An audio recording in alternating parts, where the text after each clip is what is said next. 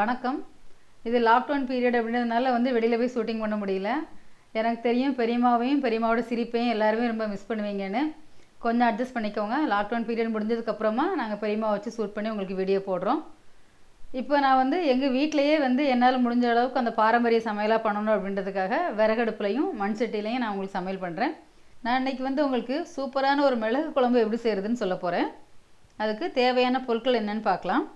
ஒரு எலுமிச்சம்பழம் அளவுக்கு புளி ஊற வச்சுருக்கிறேன். ஒரு 4 சின்ன வெங்காயம், 4 பல் பூண்டு, கொஞ்சமாக கருவேப்பிலை, ஒரு காஞ்ச மிளகாய், 1 ஸ்பூன் ஜீரகம், 2 ஸ்பூன் மிளகு, 2 ஸ்பூன் கொத்தமல்லி, அரை ஸ்பூன் மஞ்சள் தூள், ஒரு 1/4 ஸ்பூன் வெந்தயம், 1/4 ஸ்பூன் பெருங்காயத்தூள், 1/2 ஸ்பூன் கடலைப்பருப்பு, ஒரு அரை ஸ்பூன் கடுகு, உளுந்து பருப்பு 1/2 ஸ்பூன், நல்லெண்ணெய் ஒரு குழிக்கரண்டி அளவுக்கு, உப்பு தேவையான அளவு.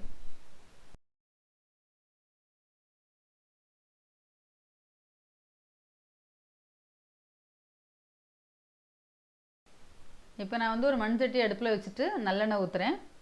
எண்ணெய் கொஞ்சம் சூடாகட்டும். இப்போ மிளகு, கொத்தமல்லி, கடலைப்பருப்பு, உளுந்தம்பருப்பு, காஞ்ச மிளகாய் எல்லாம் போட்டு கொஞ்சம் நல்லா வறுக்கிறேன். கொஞ்சம் நல்லா வறுத்ததுக்கப்புறமா 1 ஸ்பூன் ஜீரகமும் கொஞ்சம் கருவேப்பிலையும் சேர்க்குறேன். இந்த ஜீரகம் முதலே போட்டு வறுத்திங்கன்னா அது ஒரு மாதிரி குழம்பு கடுத்து போயிடும். அதனால் கொஞ்சம் லேட்டாக வறுக்கிறேன். இப்போ எல்லாம் வறுத்தாச்சு. வறுத்து இறக்கி நான் ஆற வச்சுருக்கிறேன். இது கொஞ்சம் நல்லா ஆறட்டும். இப்போ இதை ஒரு மிக்சி ஜாரில் போட்டு கொஞ்சமாக தண்ணி சேர்த்து நல்ல பேஸ்ட்டு மாதிரி அரைச்சிக்கோங்க. இப்போ நான் அதே கடாயில் நல்லெண்ணெய் ஊற்றிருக்கிறேன்.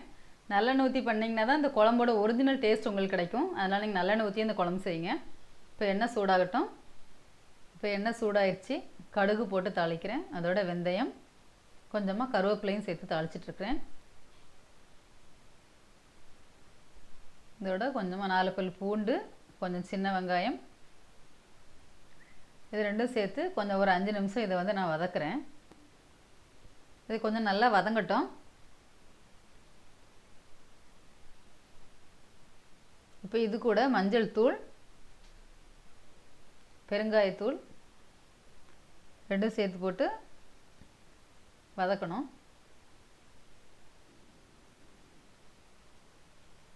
இப்போ நம்ம அரைச்சி வச்சுருக்கக்கூடிய பேஸ்ட்டை இந்த எண்ணெயில் போட்டு நான் நல்லா வதக்க போகிறேன்.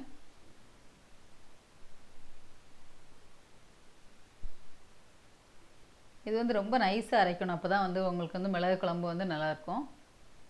இப்போ இந்த எண்ணெயில் நல்லா வதக்கணும். அந்த எண்ணெய் நல்லா சுண்டி அந்த மசாலா வேகணும் எண்ணெயிலேயே. அப்போ தான் அந்த குழம்பு நல்லாயிருக்கும். இப்போ பார்த்திங்கன்னா அந்த எண்ணெயெல்லாம் நல்லா சுண்டிடுச்சு பாருங்கள். நல்லா வெந்துருச்சு மசாலா.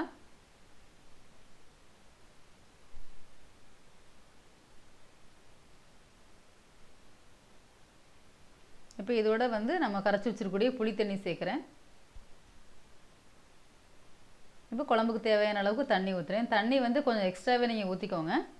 இப்போ குழம்புக்கு தேவையான அளவுக்கு உப்பு சேர்த்தாச்சு. தண்ணி கொஞ்சமாக ஊற்றுனீங்கன்னா சீக்கிரமாக குழம்பு கெட்டியாயிடும். அந்த டேஸ்ட் உங்களுக்கு கிடைக்காது. அதனால கொஞ்சம் தண்ணி நீங்கள் எக்ஸ்ட்ரா ஊற்றிட்டு இதை நல்லா கொதிக்க வச்சு வற்ற வைக்கணும். அப்போ தான் அந்த குழம்போட ஒரிஜினல் டேஸ்ட் உங்களுக்கு கிடைக்கும்.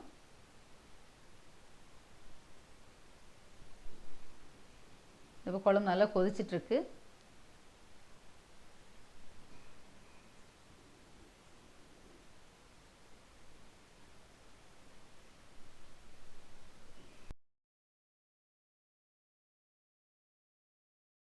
குழம்பு இப்போ நல்லா கொதித்து சுண்ட ஆரம்பிச்சிருச்சு. இன்னும் கொஞ்சம் நல்லா சுண்டட்டும். அப்போ தான் எண்ணெய் நல்லா மேலே மிதந்து வரும். இப்போ பார்த்திங்கன்னா குழம்பு நல்லா கொதித்து சுண்டி எண்ணெய் மேலே மிதந்து வந்துருச்சு. இந்த பக்குவத்தில் குழம்பு இருக்கும்போது நீங்கள் இறக்கிக்கோங்க. இந்த குழம்புக்கு நல்லெண்ணெய் கொஞ்சம் எக்ஸ்ட்ரா ஊற்றுனீங்கன்னா டேஸ்ட் நல்லாயிருக்கும். இப்போ நம்ம குழம்பை இறக்கிடலாம்.